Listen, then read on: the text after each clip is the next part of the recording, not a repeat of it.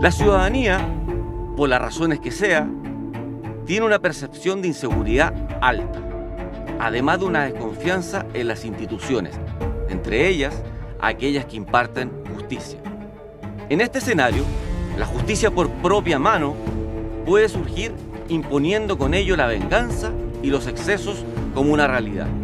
Y es que, a pesar de que sabemos que existe la ley que debe aplicarse para todos en los casos que corresponda, a veces en las personas gana la sensación de que la justicia en tribunales no resulta suficiente ni eficiente, generando sentimientos de injusticia y desamparo. Pero, ¿hasta qué punto podemos poner el límite de nuestros actos en ese afán que buscamos? ¿Qué hacemos si nuestro actuar va más allá del daño que se nos produjo? Estas y otras son algunas de las preguntas que buscaremos responder en este nuevo capítulo de Código Claro, Derecho a Entender.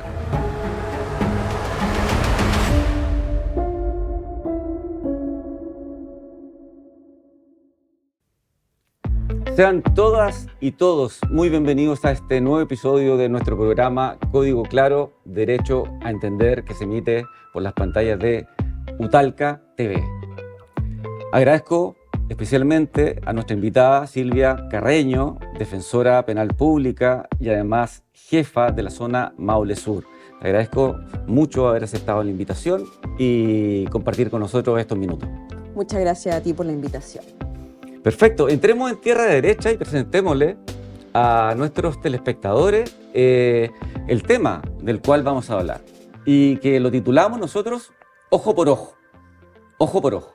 Y eso de entrada para las personas convoca a la idea de venganza, convoca a la idea de la ley del talión, convoca a la justicia por propia mano. Así es. Entonces, en ese escenario que se confluye o que se entronca con una crisis generalizada del sistema de justicia, con medios de comunicación que todos los días nos bombardean con noticias que, por ejemplo, dan cuenta de distintas situaciones en donde la gente se toma la justicia por su propia mano.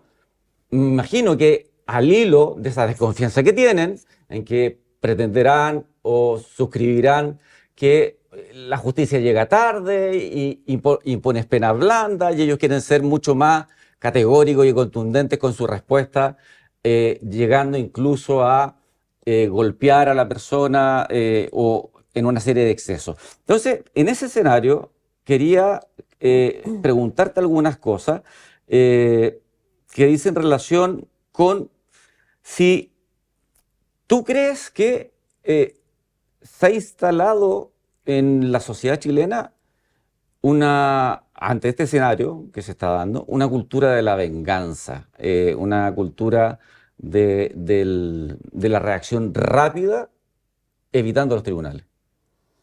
¿O todavía no estamos en eso como en otros países, Colombia, México? Desde esa perspectiva, yo creo que en el transcurso de los años, a través de toda la dinámica que se ha ido generando en el aspecto social, el aspecto cultural, siento que en la actualidad, de a poco, estamos entrando en esa dinámica.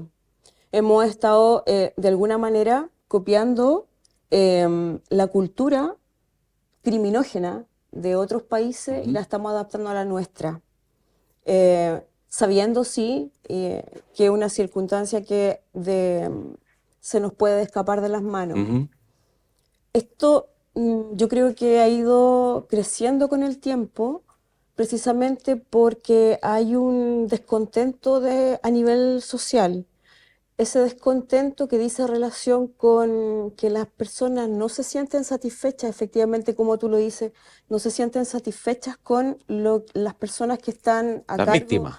Exacto, están a cargo efectivamente o sea, me refiero a las instituciones que están encargadas de impartir justicia. Y tampoco hay una confianza en cuanto a las instituciones que nos tienen que brindar la seguridad. Lo que se ha sumado a toda esta, lo que nosotros estamos viendo ahora, en lo que creo también que importa mucho la contribución de la prensa, como tú bien lo has señalado, de la forma en que se está actuando precisamente para poder buscar una retribución. Y eso, Más que, la prensa tal vez más que dar orientaciones adecuadas, inflama el fenómeno y... mira, no sé si tú te has dado cuenta, pero cuando tú ves redes sociales o ves noticias y en algún momento aparece una noticia donde una persona ejerció una venganza y hay un linchamiento o alguien ejerció, no sé, mató a alguna persona o lo golpeó, aparecen una serie de comentarios, muchísimos comentarios donde se justifica ese actuar, Claro. incluso eh, se premia ese actuar. Se entiende como una conducta que debiera ser, en definitiva, súper valorada, porque en definitiva se está haciendo justicia frente a órganos que están establecidos en nuestro país y que no lo hacen. Podríamos explicarle a nuestros televidentes, al hilo del propósito del programa, por si alguien no sabe técnicamente qué es un linchamiento, en qué se traduce prácticamente. Prácticamente, ¿Podría dar o un ejemplo? Un ejemplo. como ejemplo, lo que se ha visto últimamente, personas, por ejemplo, que son acusadas por otros, o que no necesariamente sean en definitiva los reales autores, qué sé yo, de haber sustraído un teléfono a una persona o de haberle tocado alguna Sí, parte, sí. y frente al, al- al hecho de señalar la víctima de esa situación, las personas que están alrededor tratan de buscar justicia por sus propias manos, toman al sujeto y no solamente lo detienen, sino que además hacen una especie de justicia de Ejemplarizadora claro, para ello. para ellos. Es como una forma de dar un ejemplo a la sociedad de que esto es lo que te va a pasar si tú lo vuelves a hacer. ¿Ya? Entonces, en ese contexto, se ha visto en noticias, por ejemplo, y esto sí ha ocurrido en nuestro país, lo que me parece un poco complicado y lamentable, de que efectivamente a esta persona se la retiene, se la golpea, se la ha amarrado, se la ha dejado públicamente, mientras todas las personas lo dejan, Se la ha desnudado. se la ha desnudado, precisamente por lo que se quiere dar a entender, no solamente una especie de justicia, sino que también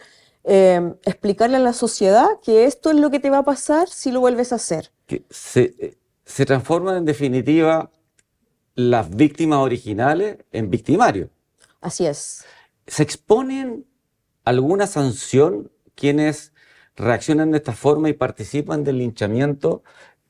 O te lo pregunto más derechamente, ¿existe algún tipo penal que regule y sancione esta figura? ¿O se dirigen a distintos tipos? Lo que pasa es que si tú realizas un linchamiento respecto a una persona, primero estás realizando acciones que están descritas en la ley que también son constitutivas de delito. Como ¿Ya? lesiones. Como lesiones, tú puedes lesionar a esa persona. También puedes excederte en la lesión y puedes causarle la muerte, de manera tal que aquí va a haber un exceso en tu actuación. Y esto va a generar en definitiva que vas a pasar en tu calidad de víctima, y ni siquiera siendo calidad de víctima, sino una especie de justiciero, vas a pasar a ser un victimario y vas a tener que responder dentro de lo que jurídicamente te corresponde, pasando incluso a poder cumplir tus penas privativas de libertad si es que hiciste o cometiste un homicidio frente a esa persona. Claro, porque en otros países este grupo de personas que realizan estos actos se llaman una especie de justicieros que limpian la sociedad o justicieros limpiadores de la sociedad. Es que ahí hay todo un contenido histórico, porque cuando hablamos de linchamiento, si nosotros nos vamos, por ejemplo, cómo nace toda esta figura, tenía como objetivo efectivamente limpiar toda esta, como decirlo, esta mugre, esta suciedad. Entonces estaba siempre ambientada en los tiempos de antiguos de la Inquisición, cuando uno lo que hacía era quemar las brujas, etcétera, y hacer linchar a todas estas personas que cometían este tipo de actos. Básicamente estás señalando que estas conductas son más bien primitivas. Primitivas. Entonces, y estos fueron aumentando con el paso de los tiempos hasta que, en definitiva, llega un momento en que la sociedad se da cuenta de que esta no es la forma. Sin embargo, se establece en definitiva que hay un organismo que tiene que poner fin a esta situación porque, en definitiva, no es la forma de buscar una equidad a través de lo que uno busca, que es la justicia. Tú pretendes buscar justicia, pero no estás buscando, en definitiva, no estás logrando la justicia. Lo que estás haciendo es efectivamente lo contrario, porque la forma de buscar justicia no es a través de la ira ni de la venganza, sino que a través de las instituciones que efectivamente están para que tú sientas esta especie de retribución, porque en definitiva la justicia eso es lo que pretende, que tú estés retribuido. Entonces, que efectivamente dar a cada uno lo que es suyo, a cada uno lo que le corresponde. Tú dijiste, al señalar el ejemplo del linchamiento de un tipo que había robado algo, me imagino un lanza. Sí, un lanza. Sí. El robo por sorpresa. El robo por sorpresa. Que es una cosa no tan grave. Yo no me imagino un linchamiento de un miembro del Tren de Aragua. Exacto. Entonces, la gente se ensaña con el delincuente de más baja monta y lo termina casi torturando. Es que ese es el problema, porque tiene todo un contenido sociocultural, ¿me entiendes? Porque, por ejemplo, si nosotros hablamos del Tren de Aragua, el Tren de Aragua era para mí, por ejemplo, un concepto que yo hace 2 años no existía en mi retina. Yo no tenía conocimiento de lo que era el Tren de Aragua. Entonces tampoco tenía conocimiento de el tema cultural desde el punto de vista criminógeno de aquello. Si tú mirabas las películas de narco, colombianas, mexicanas, tú veías que esas cosas pasaban allá y tu criminalidad, la nuestra, era absolutamente distinta. Teníamos, claro, un lanza y todas afectaciones de estos delitos, todo lo que se afectaba, tenía que ser proporcional a lo que estaba en nuestra legislación. Entonces podríamos decir que era un poquito más ordenado. ¿Y por qué esta gente prefiere, en vez de denunciar en las instancias correspondientes, prefiere incurrir en linchamiento, incurrir en conducta inhumana, incurrir en tortura?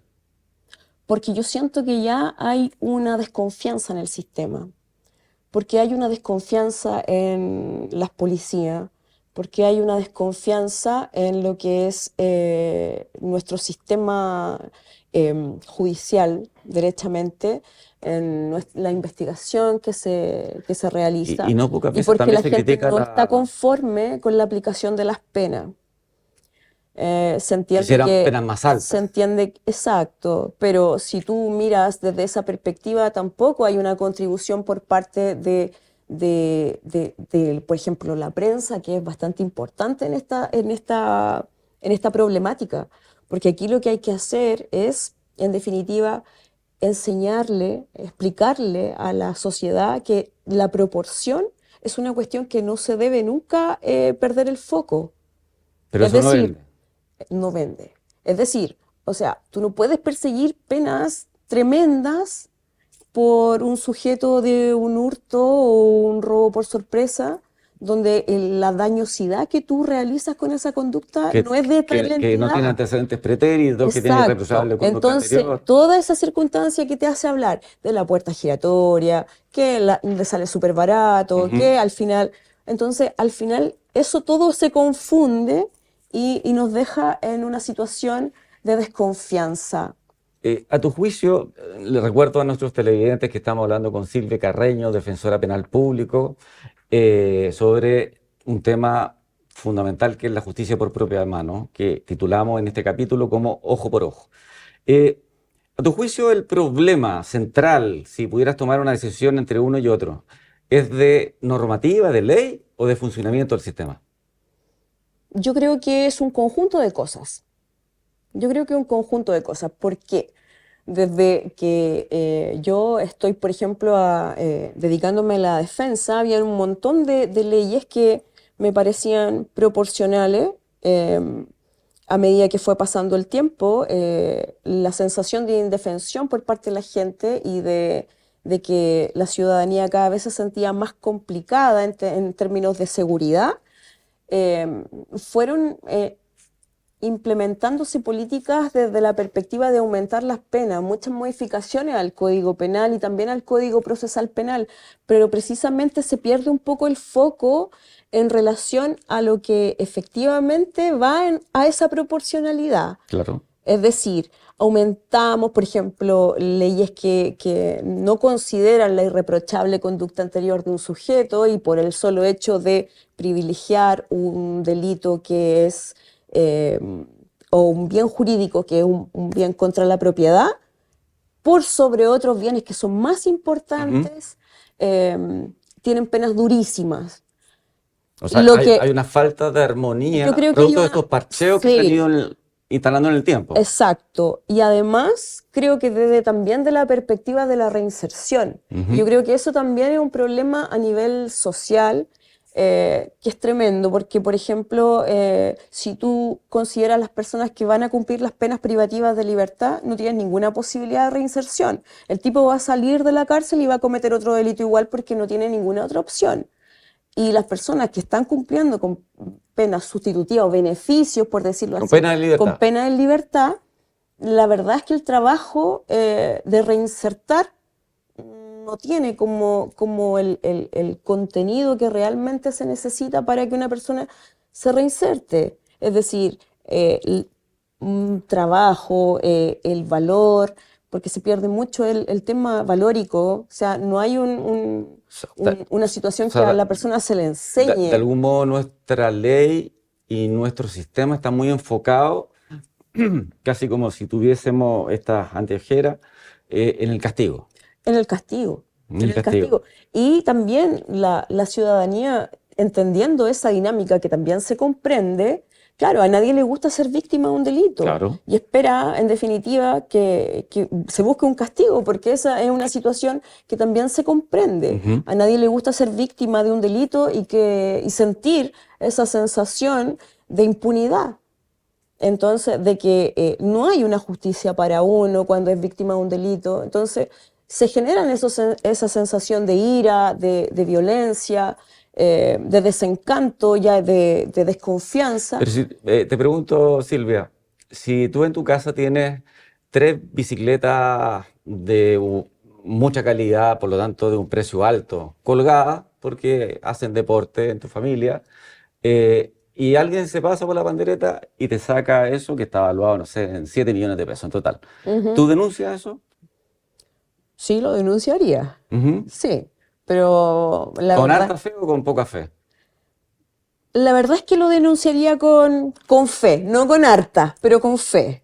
Pero lo que no haría sería ejercer justicia por mis propias manos claro. y derechamente matar al sujeto. No, porque es una hipótesis en donde ni siquiera te diste cuenta que te habían robado. Tú estabas de paseo y llegaste. Claro, sí, o sea, en ese caso, el bien que a mí se me va a afectar va a ser mi patrimonio, ¿ya? Porque son bicicletas que tienen un alto costo y que obviamente que me va a afectar mi bolsillo. Voy a denunciar quizás no con la intención de que metan preso al sujeto, pero sí voy a denunciar con la intención de que podría recuperar eventualmente mis cosas. Si la ley no es suficiente para solucionar este problema, ¿se requiere más prevención? ¿Se requiere más policías en la calle? Yo creo que lo que se requiere es más conocimiento, más educación. ¿Ya? Más educación para, desde la perspectiva de las policías Y también desde lo que nosotros tenemos que inculcar un poco, tratar de recuperar todos aquellos valores que a uno tienen que enseñarle desde la casa, colegio, educación, desde esa perspectiva también, familia. Es un conjunto, pero ya más a nivel de sociedad. Pero si es eso hay estudios sociológicos, psicológicos, que se ha perdido mucho. Es que si está perdido, yo creo que no tenemos como mucha posibilidad de revertir la situación. ¿Por qué? Porque toda esta dinámica del ojo por ojo, de la justicia a propia mano, va a ir creciendo más y más y más. Porque esto todo nace a través de un tema consuetudinario, cultural. Porque si yo estoy en una familia donde todo se soluciona a través de yo me la arreglo, y tú le enseñas así a tus hijos y así los hijos a sus hijos y toda la familia... no sé, un ejemplo quizá vamos a llegar así. A la antigua, que llega el niño y le comenta al papá o a la mamá, me pegaron en el colegio. Tú mañana Le vas pegas. y le pegas en el recreo. Sí, pero sí, en casos que incluso son más graves y que uno, o yo he tenido la oportunidad de vivirlo, y donde tú te das cuenta que, chuta, estamos complicados, es que, por ejemplo, en el caso de una persona que está siendo sometida a un proceso penal por un delito X que puede incluso no ser tan grave, y le preguntas, qué sé yo, ¿cuál es la motivación? ¿Por qué se cometió este delito? Y te dicen, porque antes pasó esto, esto y esto. Y antes pasó esto otro y esto otro. Entonces hay toda una dinámica para atrás de acciones que no se denunciaron y que en definitiva era un problema chico, pero que se fue agrandando. Como una bola de nieve. Una bola de nieve donde al final ya las cosas no se denuncian. Entonces sí, pero es que en este caso hay que denunciar. No voy a denunciar, pero yo me la arreglo de otra forma. Entonces esas son respuestas que tú vas escuchando cada vez más habituales. Ligado con lo que estábamos hablando del linchamiento, seguramente tú manejas también la noción de las detenciones ciudadanas. Sí. ¿Qué autorizan y qué no autorizan? Para darle un consejo a nuestros televidentes y que no se metan en problemas. Sí, si tú ves una persona que está cometiendo un delito, está autorizada por la ley a detenerlo y someterlo, entregarlo a la autoridad policial de inmediato. Hasta ahí. Hasta que llegue la policía. Hasta ahí, sí. Hasta la autoridad policial, policía, investigaciones. Pero para retenerlo, lo puedes poner en el piso y dejarlo en el piso retenido. Lo que pasa es que ahí uno tiene que tener mucho cuidado, ¿ya? Porque tú no puedes excederte en lo que efectivamente te faculta la ley. Si tú lo retienes, lo pisas y lo lesionas, vas a tener que responder por tus excesos. Claro, lo que pasa es que todo eso pasa a una velocidad tan impresionante, donde además el cuerpo está con una sensación de adrenalina, o sea, que no puede hacer un cálculo casi matemático. No, es que si le hago esto, lo hago lo... ¿Cómo lo retienes? Porque se va a resistir. O sea, si se resiste y se va a generar esa dinámica, obviamente que van a producirse un suceso donde la persona, sin tener ninguna intención ni dolo de lesionar, va a causarse esa situación. Pero lo que dice la ley en definitiva, el consejo es prudencia, sí. La próxima pregunta que te quiero hacer dice relación... ya que hemos hablado de una serie de instituciones o mecanismos que unos que están prohibidos, otros que tienen una serie de límites como las detenciones ciudadanas, no hay una figura en nuestro sistema que permita al ciudadano la defensa por mano propia, legitimada, o sea, en donde esté regulado, en donde cumpliéndose determinadas condiciones, efectivamente esa persona esté exenta de responsabilidad penal? Sí, sí lo contempla nuestra legislación, como también lo contempla las legislaciones en general. Está la legítima defensa. ¿Ya? Efectivamente, o sea, la idea del legislador tampoco es permitir que uno sea agredido por otros sin tener la oportunidad también de defenderse. O sea, defenderse no solamente a uno mismo, sino que también a miembros de familia o incluso terceros. ¿Cómo le podríamos explicar a las personas que nos están viendo, en términos muy sencillos, qué es la legítima defensa?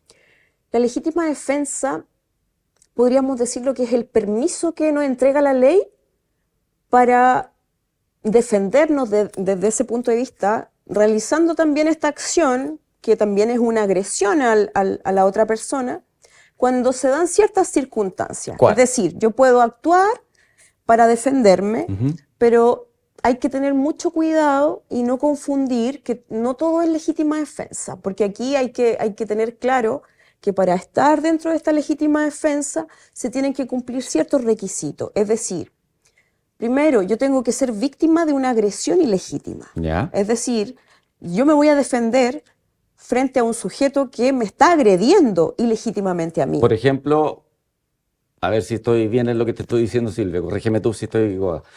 Se mete un par de adolescentes o un par de personas mayores de edad al negocio que tú tienes y que tú estás atendiendo e intentan asaltarte. Claro.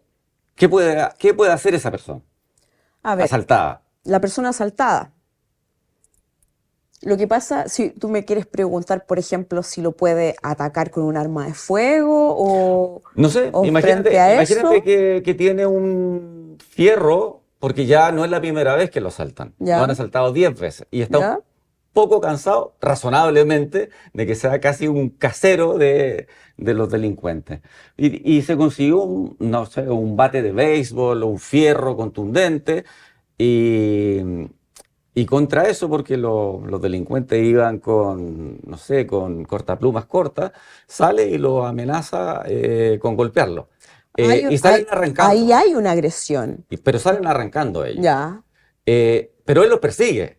No le basta con que salgan arrancando, Ya, pero y es que agarra a uno ya, pero es y que lo ahí, golpea. ahí te vas, ahí hay un exceso, ahí hay un exceso, porque la legítima defensa dice relación con, ya, la agresión, que es ilegítima, ¿Ya? ¿ya? Tú tienes que ser víctima de una agresión Sí. ilegítima para que se legitime tu acción. Tiene que ser, en definitiva, también proporcional, ¿Ya? ¿ya? Es decir, ahí en el... ¿Y qué significa proporcional? Si me están proporcional- atacando con cortapluma, ¿tengo que tener una cortapluma? No necesariamente, sino que, a ver, proporcional significa en relación a aquello dentro del el hecho que se esté realizando, que tu actuar no exceda, que no vaya más allá de lo que efectivamente implique tu reacción, Ya. ¿ya?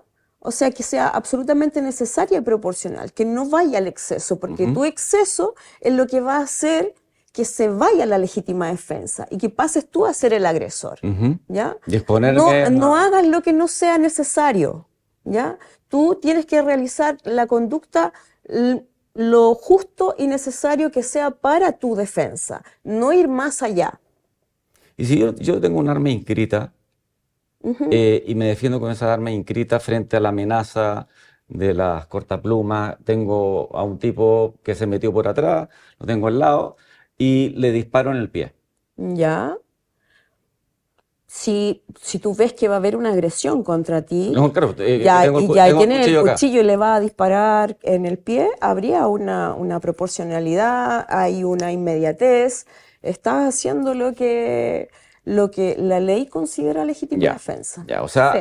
esta cuestión también es muy casuística. me da Que la impresión. casuística, porque en los casos que se dan en cualquier momento, en un lapso de minutos, se te puede ir la legítima defensa. ¿Y cuáles son las otras circunstancias que hay que tener en cuenta, aparte? La falta de provocación de parte del que se está defendiendo. Ya. ¿Ya? Es ya. decir, tú estás siendo agredido de manera ilegítima por parte de un sujeto, no tienes, este sujeto no tiene ninguna provocación de tu parte y lo está haciendo igual. Entonces, de esa forma, tú tratas de impedirlo, tratas de repeler el ataque y aún así no lo consigues. Te está amenazando, Te está te está invitando a pelear. te invita a pelear. y no consigues nada y Por lo no te tanto, queda otra si tú opción. actúas, no puedes invocar la legítima defensa si provocaste. Exacto. ¿Y hay alguna otra circunstancia? Son 3 nomás. Son 3.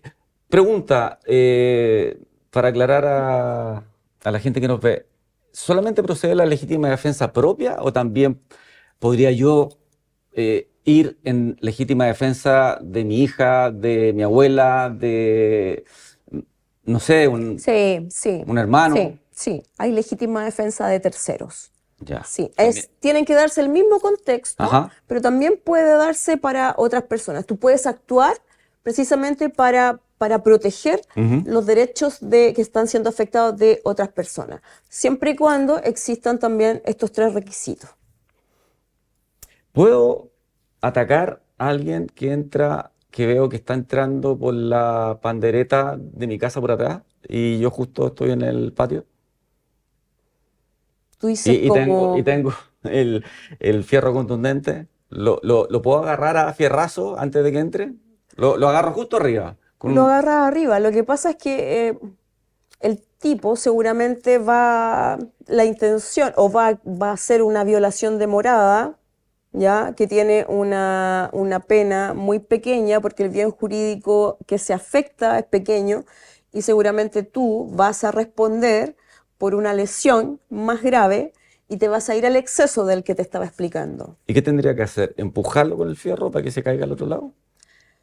A ver, yo pues es que es complejo, porque imagínate, desde esa perspectiva es muy difícil que una persona tú le puedas decir, ay, a ver, espero que el tipo entre y cuando esté adentro lo golpeo, porque esas son cosas que es difícil poder explicárselo a la gente cuando uno está viviendo una situación así.